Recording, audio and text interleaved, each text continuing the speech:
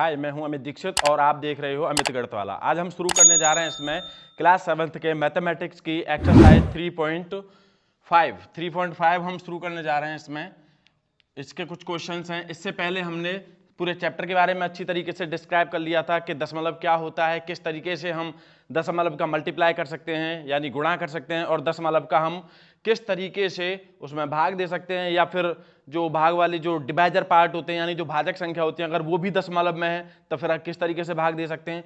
ये चीज़ हमने कुछ कर ली थी, कुछ समझ में मतलब आ गया था, कुछ नहीं आया था, क्योंकि हमने कुछ उसमें जो दोनों साइड पॉइंट होता है, जैसे जो भाजक पार्ट में भी हो या फिर जो भाज्य वाले पार्ट में उसमें भी अगर पॉइंट हो दोनों तरफ, तो फिर कैसे हल कर सकते हैं। आज इस वीडियो में हम इस चीज़ को सीखेंगे।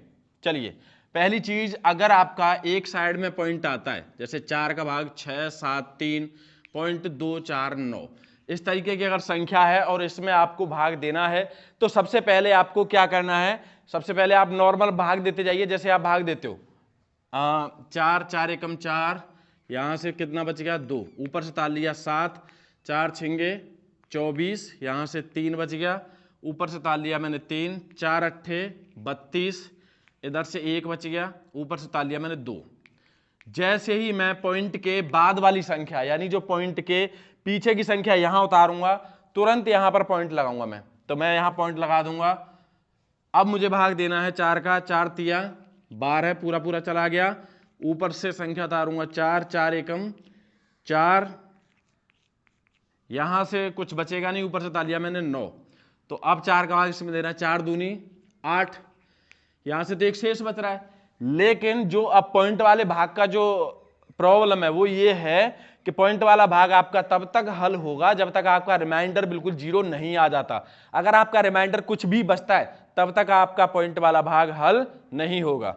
अब आपको क्या करना है, अपनी तरफ से जीरो बढ़ा दीजिए और यहां पर भाग दीजिए। 4 दूनी 8, यहां से 2 फिर बच गया, फिर जीरो बढ़ाइए, 4 पंजे 20। यानी आप कब तक हल करोगे, जब तक आप कंप्लीट आपकी बिल्कुल जो रिमाइंडर है वो आपका जीरो नहीं हो जाता, तब तक आप इसे हल करते रहोगे, तभी आपका ये हल होगा। कोई भी पॉइंट वाला सवाल होता है, कोई भी पॉइंट वाला डिवाइड होता है। अब इसमें भाजक पार्ट तो आपका ये है, इसी में भाज्य वाला पार्ट ये है। अब अगर दोनों साइड पॉइंट आ जाए, यानी इसमें यहां पर भी आ जाए और यहां पर भी आ जाए, तब आप कैसे करोगे, या फिर यहां पर आ जाए यहां पर नहीं आए तब आप कैसे करोगे, तो ये चीज आज हम इसमें सीखेंगे। अब एक चीज तो आपको समझ में आ गई कि अगर हमें एक तरफ पॉइंट आता है तब कैसे करना है, मतलब अगर भाज्य पार्ट में अगर पॉइंट आ जाता है यहां पर, तब हमें केवल शेष नहीं बचाना, ये चीज है।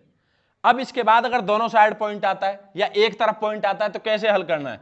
मान लीजिए इसमें अगर आपका पॉइंट आ जाए 0.004 और इधर वाली संख्या में पॉइंट ना हो, यानी 6, 7, 3, 2, 4, 9 इस तरीके की हो, तो इस कंडीशन में आपको क्या करना है, पहली चीज डिवाइजर जो पार्ट होता है, इधर वाला जो पार्ट है इसमें पॉइंट कभी होता ही नहीं है।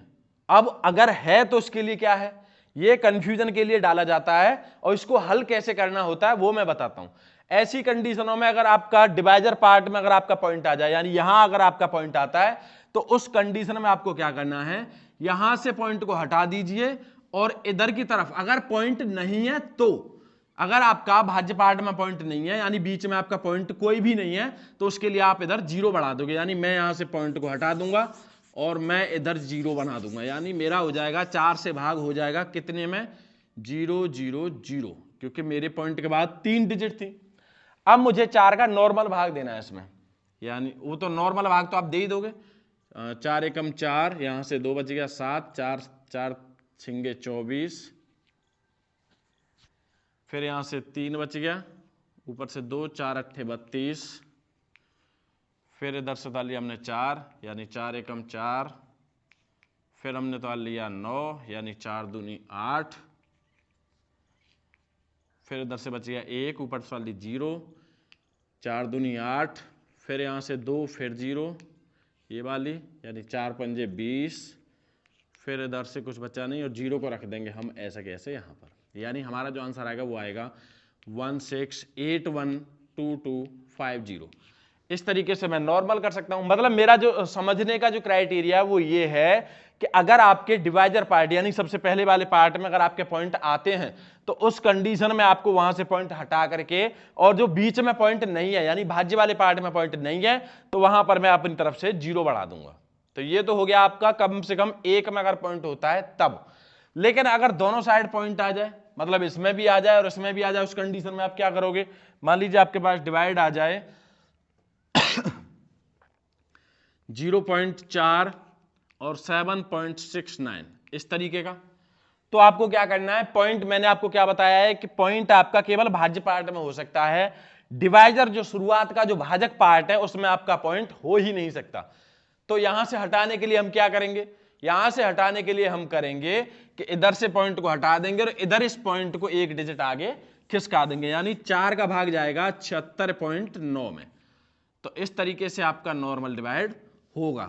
इसी तरीके से पूरी एक्सरसाइज बेस्ड है और आई होप आपको इतना समझ में आ गया होगा कि अगर मेरा बीच में जो भाज्य पार्ट में है तो उसमें डिवाइड कैसे करूंगा, यानी अगर मेरा इधर आपके जो भाज्य पार्ट है इसमें अगर पॉइंट आता है तो आपको क्या करना है? केवल आपको नॉर्मल डिवाइड देना है। जैसे आपके पॉइंट वाली संख्या नीचे उतारोगे यहां पर तो तुरंत आपको पॉइंट लगाना है कोशेंट में, यानी यहां आपको पॉइंट लगाना है भागफल में और नॉर्मल हल करते जाना है। लेकिन जब आपका लास्ट रिमाइंडर अगर कुछ बचता है यानी शेष आपका बचता है तो उसमें आपको क्या करना है? अपनी तरफ से 0 बढ़ानी है। You have put many zeros but not make reminder. आप 0 बढ़ा सकते हो लेकिन उसके लिए आप शेष नहीं बचा सकते। तो आई होप आपको ये एक्सरसाइज अच्छी तरीके से समझ में आ गई होगी।